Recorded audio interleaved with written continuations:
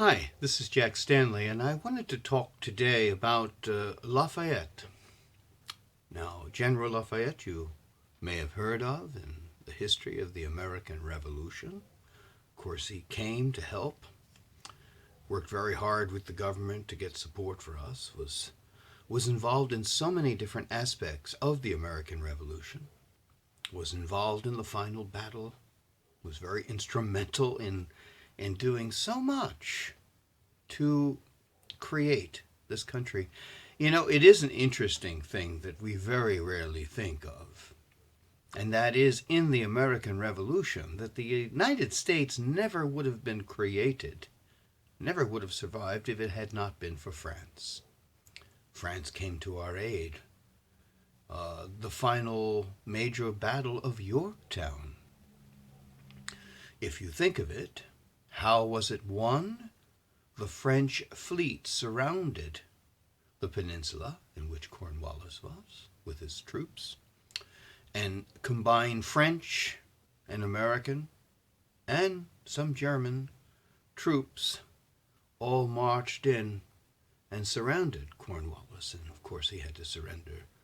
And of course the British played the music, the world turned upside down as they surrendered.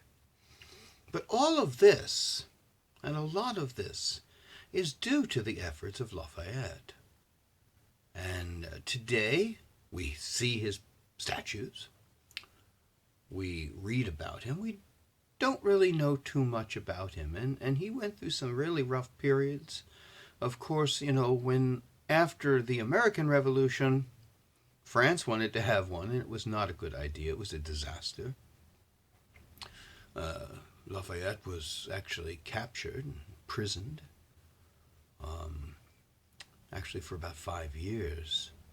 He never got along and did not support Napoleon. He wasn't exactly fond of the kings that followed. In 1824, Lafayette was invited to come to the United States and join in the celebrations as we were nearing the 50th anniversary of the birth of our nation. And so he accepted. He planned on going to the 13 original colonies. By this point, there were 24 states, and so he visited them all.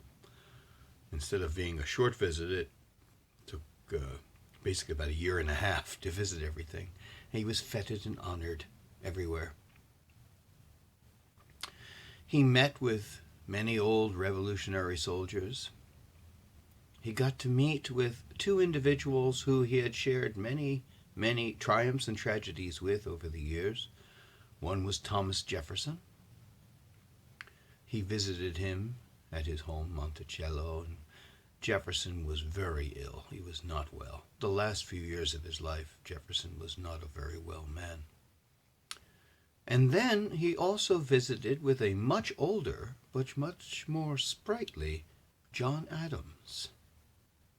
In fact, he visited him twice. And it's a very fascinating story about that with John Adams and Lafayette. That after Lafayette walked out of Peacefield, which was the house in which Adams lived, he said to his compatriots, "That's not the John Adams I knew." What is very funny is that inside Peacefield was old John Adams sitting there looking to his compatriots and saying, "That's not the Lafayette I knew." Things change with age. An interesting thing also, a connection with Adams, is that his son, John Quincy, who was with John Adams as his secretary when he went to France initially. And of course, John Quincy Adams was there at the peace treaty signing in 1783. And what is also important is that John Quincy Adams and, of course, Lafayette knew each other. And when Lafayette died in 1834, there were several things that happened First off, when Lafayette had been in the United States in 1824, 1825, he had laid many cornerstones for libraries and monuments and whatever. He laid the cornerstone for the Bunker Hill Monument. That's today is something you can climb. But also he asked for a crate of earth from Bunker Hill. And when he died, his grave was filled with the earth of the other country he loved. It was put on by his son as the casket was lowered into the ground. So he was buried in his native France, yet surrounded by the earth of the other country he loved. I think that's really kind of poetic and beautiful, and not very well known. When he died, the United States, of course, went into mourning. President Jackson said that the same mourning principles that were used for George Washington will also be used for Lafayette. And, of course, flags were at half-staff, and there were periods of mourning in Congress and the Senate and the United States in general. On December 31st, 1834, an aging John Quincy Adams gave the eulogy before a combined grouping of the House and the Senate on the life and character of Lafayette. Adams, of course, knew him, and of course,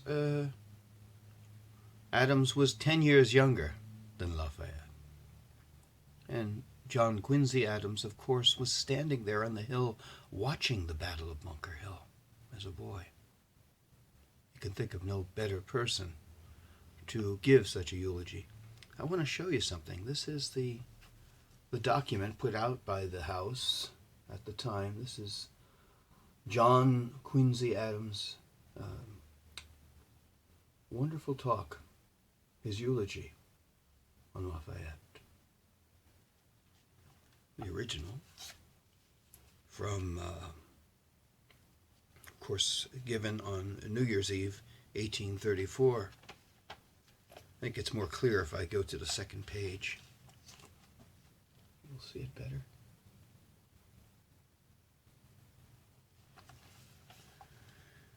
And, you know, there was a name given to John Quincy Adams.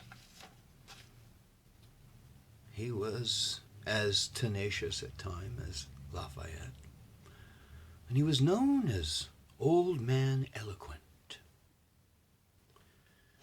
And I'm going to try, I just want to read you the beginnings of the speech, if I can, just to show you the grand style in which John Quincy Adams would speak.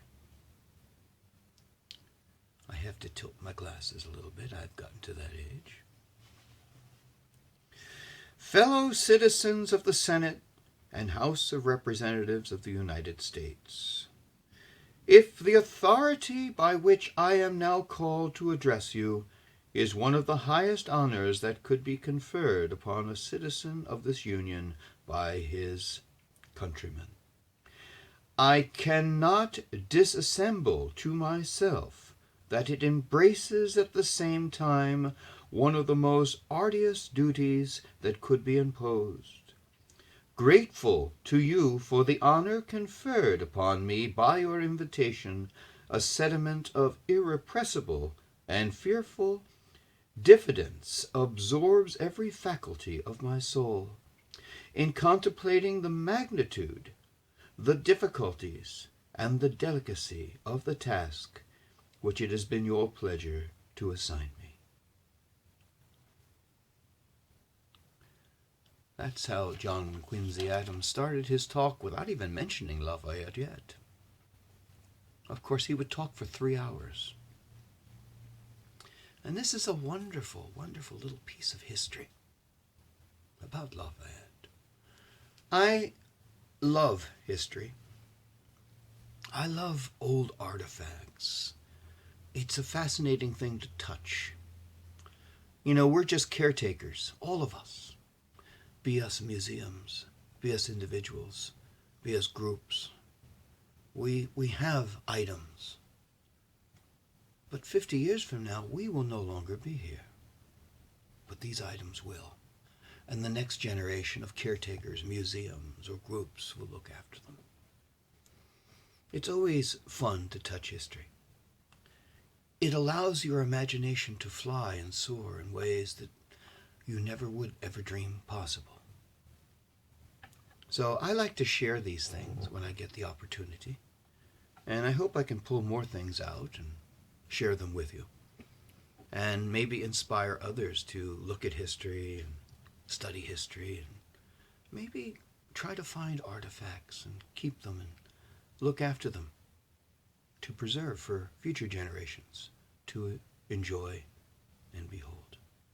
Thank you very much.